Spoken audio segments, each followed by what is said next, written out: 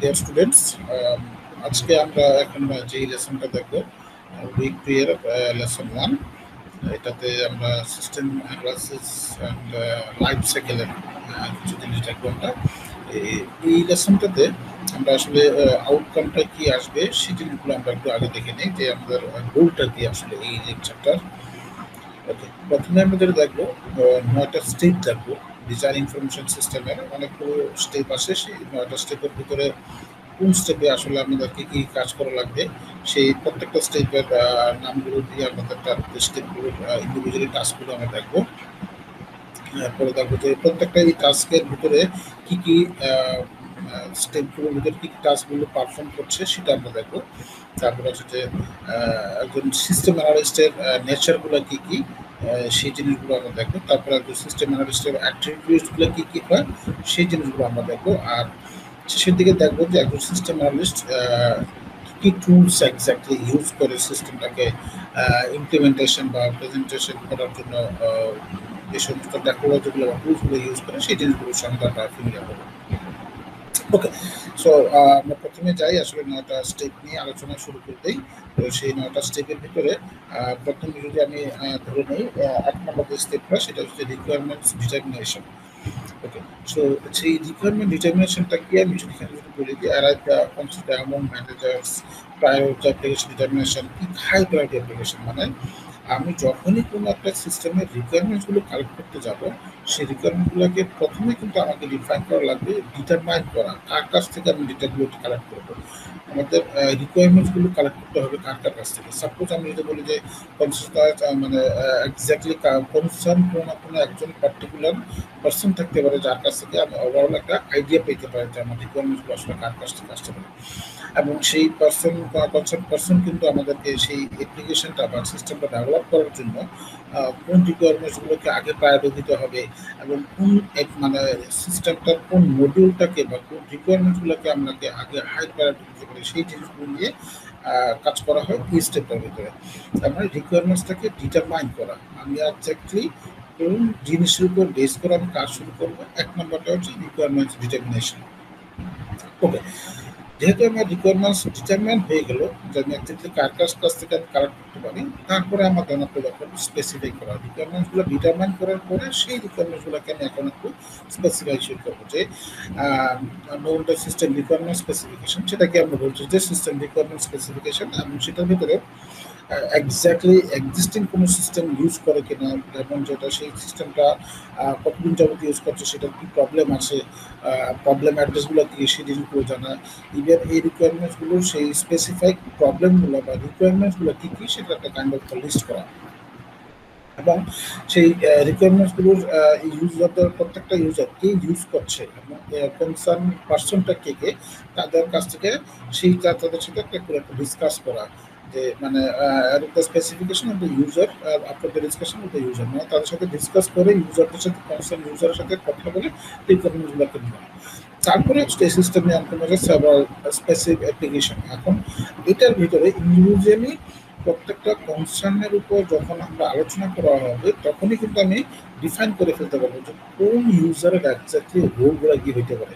Suppose আমি যদি একটা ইউনিভার্সিটি সিস্টেম চিন্তা করি, একজন স্টুডেন্টের রোল কি হইতে পারে, একজন টিচারের রোল কি হইতে পারে, একটা ডিপার্টমেন্টের হেডের রোল কি হইতে পারে, একজন ডিনের রোল কি হইতে পারে, একজন অ্যাকাউন্টসের রোল কি হইতে পারে, একজন লাইব্রেরি অফিসের রোল কি হইতে পারে, একজন অ্যাডমিশন অফিসের রোল কি হইতে পারে, আইটির কি রোল হতে পারে। তার মানে প্রত্যেকটা ইউজারের সাথে যখন আমি ইন্ডিভিজুয়ালি মিট করে ফেলবো তখন ইন্ডিভিজুয়াল রোলের পার্টিকুলার রোলের কী কী কাজগুলো হতে পারে সেই জিনিসগুলোকে আমি রিকোয়ারমেন্ট স্পেসিফাই করে করতে পারবো। সেই কাজটাই আসলে এই ফেজের ভিতরে হয় system requirement specification for concern person. যখনই আমি রিকোয়ারমেন্টসগুলোকে স্পেসিফাই করে ফেলবো, এখন সেই রিকোয়ারমেন্টসগুলোকে নিয়ে আমাকে স্টাডি করা লাগবে। সেটাকে বলা হচ্ছে ফিজিবিলিটি অ্যানালাইসিস অথবা ফিজিবিলিটি অ্যানালাইসিস। সেটার ভিতরে যখন আমি কাজগুলো করবো সেই রিকোয়ারমেন্টসগুলো কাজ করার ক্ষেত্রে আমাকে গোল করা লাগবে এবং সেই গোলটা আমাকে অ্যাচিভ করা যাবে কিনা সেই কোয়ান্টিফাই একটা গোল সেট করলাম। এবং সেই গোলটা করার জন্য আমাকে এমন হতে পারে যে এই গোলটা অ্যাচিভ নাও করা যেতে পারে। এই জন্য আমাকে অল্টারনেটিভ সলিউশন আমাকে রাখা লাগবে। যদি কোনো কারণে আমার ওই রিকোয়ারমেন্টসটা গোলটা বা অ্যাচিভটা আমি করতে না পারে, সেখানে আমাকে অল্টারনেটিভ একটা সলিউশন আমার রাখা লাগবে। এবং সেই সলিউশনের মধ্যে প্রত্যেকটা সলিউশনের মধ্যে আমাকে হিউম্যান রিসোর্স, আমি কতজন নিয়ে কাজ করব, তারপরে কতদিনে কাজ করব, কি পরিমাণ ইনভেস্ট আমি করতে পারি, তারপরে আমার কি কি ইকুইপমেন্ট আমার লাগতে পারে, তারপরে এটার ভিতরে আমার কি পরিমাণ কস্ট আমার লাগতে পারে, এবং প্রত্যেকটা রিসোর্সের কোন ধরনের লিমিটেশন আমার থাকতে পারে, অল এভরিথিং। আমার এই ফিজিবলটা স্টাডিটা আসলে বেসিক্যালি এখানে বোঝানো হচ্ছে যে আমি যখনই কোনো একটা বিজনেস শুরু করছি, কোনো একটা যখন আমি সফটওয়্যার ডেভেলপ করার চিন্তা করি অথবা কোনো একটা পার্টিকুলার একটা কাজ আমি শুরু করছি, তখন সেটার ক্ষেত্রে আমার এই ডেভেলপমেন্ট করাটা বা এই কাজ করার ওয়ার্কেবল হবে কিনা সেটা প্রিভিয়াসলি আমাকে একটা স্টাডি যে করতে হবে, সেই স্টাডিটি হচ্ছে ফিজিবিলিটি অ্যানালাইসিস। মানে রিকোয়ারমেন্টস আমি কালেক্ট করে ফেললাম, এখন আমাকে কোন ওয়েতে কোন প্রসেসে কতগুলো লোক নিয়ে কি পরিমাণ টাকা ইনভেস্ট করে কতজনকে আমাকে কাজ করতে হবে, ইভেন কত টাকা কস্ট আমাকে নিয়ে কাজ শুরু করতে হবে, এই যে কাইন্ড অফ একটা স্টাডি। ইভেন আমি যখন কোনো একটা কাজ করছি তখন সেটা আমাকে প্যারালালি অল্টারনেটিভ একটা সলিউশন আমাকে নিয়ে কাজ করতে হবে, সেই সলিউশনটাই আসলে ফিজিবিলিটি অ্যানালাইসিস। ওকে, যখন আমি ফিজিবিলিটি অ্যানালাইসিস আমি করে ফেলবো, তখন আমাকে স্পেসিফাই করার ক্ষেত্রে সুবিধা হবে যে কোন পার্টিকুলার স্পেসিফিকেশনে আমাকে মুভ করতে হবে। এই জন্য এটাকে বলা হচ্ছে ফাইনাল স্পেসিফিকেশন। মানে আমি যখনই আম, কাজ করতে যাব, আমার তখনই স্পেসিফিকেশনগুলোকে আমাকে অ্যাচিভ করা যেহেতু লাগবে প্রত্যেকটা, তখন আমাকে কোন ডিজাইনে বা কোন পাতে আমাকে গেলে স্পেসিফিক্যালি আমাকে প্রবলেমটা সলভ করা পসিবল হবে, এবং আমাকে কোন কোন এগ্রিমেন্টগুলো কোন কোন হয়তো আমার রিকোয়ারমেন্ট ডিটারমিনেশন স্পেসিফিকেশনে যখন আমি কাজ করব, তখন অনেকগুলো রিকোয়ারমেন্টস আসবে, তখন আমাকে কিন্তু কোনটা এক্স্যাক্টলি করব, কখন করব, কতদিনে দিব, কতদিনের মধ্যে আমাকে দিতে হবে, কি কাজটা আমি আগে করব, এটা একটা কমপ্লিটলি একটা ফাইনাল একটা ডিসিশন নেওয়া। এবং সেই ক্ষেত্রে একটা কাইন্ড অফ একটা রিটেন একটা ডকুমেন্ট নেওয়া এবং অ্যাগ্রিমেন্ট নেওয়া, যেটা দিয়ে আমি কতদিনে কাজ করতে পারবো, কোন কোন রিকোয়ারমেন্টসের উপর বেসিস করে কাজ করবো, কোন কোন রিকোয়ারমেন্টসটা আমাকে কখন ডেলিভারি দিতে হবে, এরকম একটা স্পেসিফিকেশনটাই হচ্ছে ফাইনাল স্পেসিফিকেশন। এরপর হচ্ছে হার্ডওয়্যার সাইড। যখন আমি সিস্টেমটা ডেভেলপ করতে যাব বা আমার কোনো একটা রিকোয়ারমেন্টস নিয়ে আমি কাজ করছি, সেটার সাথে আমার ধরুন কী ধরনের সফটওয়্যার যখন আমি ডেভেলপ করছি, সেটার সাথে আমার কী পরিমাণ হার্ডওয়্যার কানেক্টিভিটি আছে, সেই হার্ডওয়্যারগুলো রেসপন্স টাইম কীরকম হতে পারে, তারপরে সেটার কী লেভেলের কাজ করলে সেটা আমাকে আউটপুট দিতে পারে, মানে আমার হার্ডওয়্যার ডিভাইসগুলো কী কী লাগতে পারে, সেটা যে একটা স্টাডি, সেটা হচ্ছে আমাকে হার্ডওয়্যার স্টাডি। যেহেতু আমরা আগে দুটো ফিজিবিলিটি হবে, ফাইনাল স্পেসিফিকেশন হয়ে গেল, হার্ডওয়্যারের একটা স্পেসিফিকেশন হয়ে গেল, এরপরে যে ফেজটা এখন কমপ্লিটলি ডিজাইন করার জন্য আমাকে একটা ডিপ্রেশন কাইন্ড অফ একটা লজিক্যাল ডায়াগ্রাম অথবা একটা কমপ্লিটলি একটা ডায়াগ্রাম, যেটা দিয়ে আমি বুঝতে পারবো যে কোন জায়গা থেকে আমাকে ইনপুটগুলো নেওয়া লাগছে, কোন জায়গায় আমাকে ইনপুট ডেটাগ্রামের ব্যাপারটা কীরকম হতে পারে, অবজেক্টগুলো একটা অবজেক্ট থেকে একটা ইউজার কোন ইউজার থেকে কোন জায়গায় যাচ্ছে, এবং এটা ডিজাইনগুলো ডেটাগ্রামগুলো ডাটাগ্রাম যেটা কমপ্লিটলি আমাকে এই জায়গায় তৈরি করা লাগবে। মানে কমপ্লিটলি একটা মানে প্ল্যানের ব্যাপারটা যেটা চলে আসতেছে, যেটার ভিতরে ডিজাইনের ব্যাপারে থাকতে পারে, অবজেক্টগুলো আইডেন্টিফাই করার ব্যাপার হতে পারে, তারপর ডেটাবেস ডিজাইনের কাজ হতে পারে, মানে কাইন্ড অফ একটা মডেল তৈরি করা যে আমি কোন জায়গায় কোন জায়গা থেকে কোন জায়গায় ডেটাগুলো নিয়ে কোন জায়গায় আমাকে আউটপুট দিতে হবে, কমপ্লিটলি একটা ডিজাইন স্পেসিফিকেশন। এই ফেজটাকে আমি বলবো এই জন্য একটা ডিজাইন স্পেসিফিকেশন। তখন আমার ডিজাইনের ব্যাপারটা কনফার্ম হয়ে যাবে যে কোন ডিজাইনে কোন পাতে গেলে আমাকে কাজ করা লাগবে, কোন লেয়ারে কি কি কাজ করা লাগবে, তখনই আমি সেটাকে ইমপ্লিমেন্টেশন যেতে পারবো। আর ইমপ্লিমেন্টেশন মানে হচ্ছে আমি এখন কোডিংয়ে যেতে পারবো, সেই প্রোগ্রামটা লেখা, ডেটাবেসটা কোন ফর্মুলা হতে পারে, তারপরে সেই জায়গার কোন রিকোয়ারমেন্টসগুলো আমাকে নিয়ে কাজ করতে হবে, আমি কাদেরকে দিয়ে আমি কাজ করাতে পারবো, ট্রেন আপ করানো, এবং সিস্টেমটাকে ট্রায়াল বেসিসে আমি ইমপ্লিমেন্টেশন আসতে পারি। যখন আমার কাজ হয়ে যাবে সেটাকে আমি ট্রায়াল বেসিসে আনতে পারি, এবং সেই ট্রায়াল বেসিসের প্রত্যেকটা এলিমেন্টস বা মডিউলগুলো কমপ্লিটলি কাজ করছে কিনা সেটার জন্য আমি একটা টেস্টের ফেজে রাখতে পারি, এবং সেই টেস্টের ফেজের ভিতরে ইউজারদের রিকোয়ারমেন্টসগুলো কমপ্লিটলি অ্যাকসেপ্টেন্স আছে কিনা, আই মিন সবগুলো রিকোয়ারমেন্টস প্রপারলি আমার সিস্টেমে আছে কিনা, সেই জায়গাটাই হচ্ছে এই সিস্টেম ইমপ্লিমেন্টেশনের কাজ।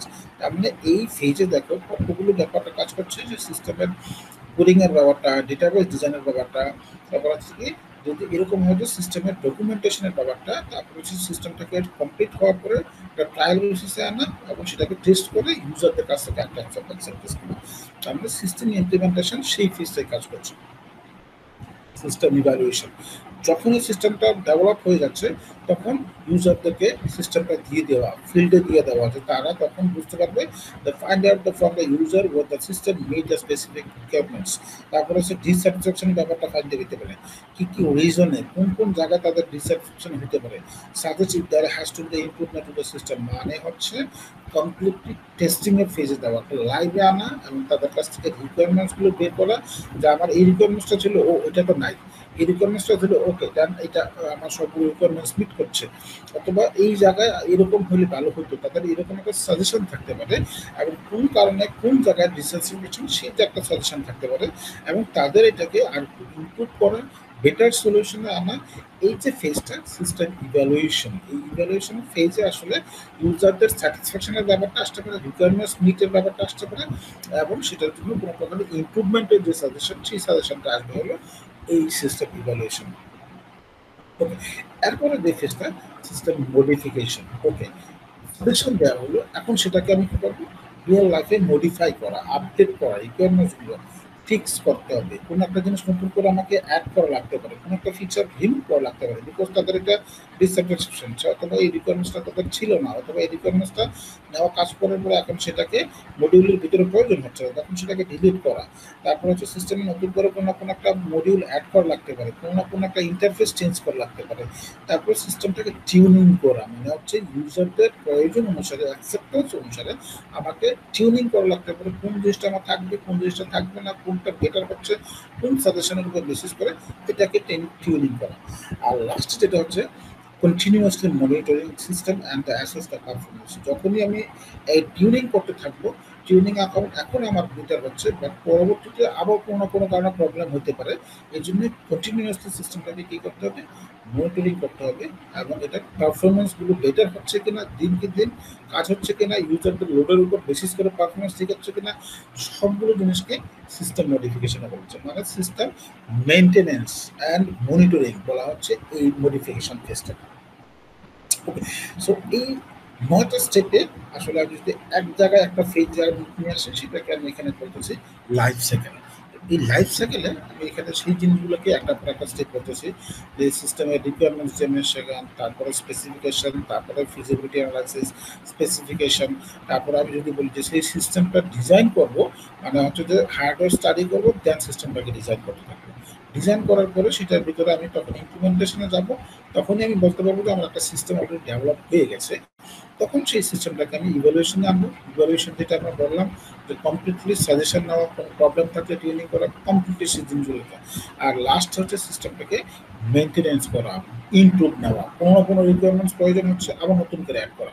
মানে এই ৯টা স্টেপ দিয়ে কমপ্লিটলি একটা লাইফ সাইকেল ডিজাইন করা হয়। এটাকে এই জন্য বলা হচ্ছে সিস্টেম লাইফ সাইকেল ডায়াগ্রাম। এটার মাধ্যমে কমপ্লিটলি ৯টা ফেজ একেবারে শুরু থেকে শেষ পর্যন্ত কোন ফেজে আমাকে কী করা লাগবে, ওভারঅল ডিজাইনটা করাটাই হচ্ছে এই লাইফ সাইকেল দ্বারা এক্সিকিউট করা হচ্ছে। সো এইটুকু ছিল আমাদের এই লেসনের মধ্যে। বাকি এই লেসনের বাকি পার্টটা আমরা লেসন 2-তে দেখব। ধন্যবাদ সবাই।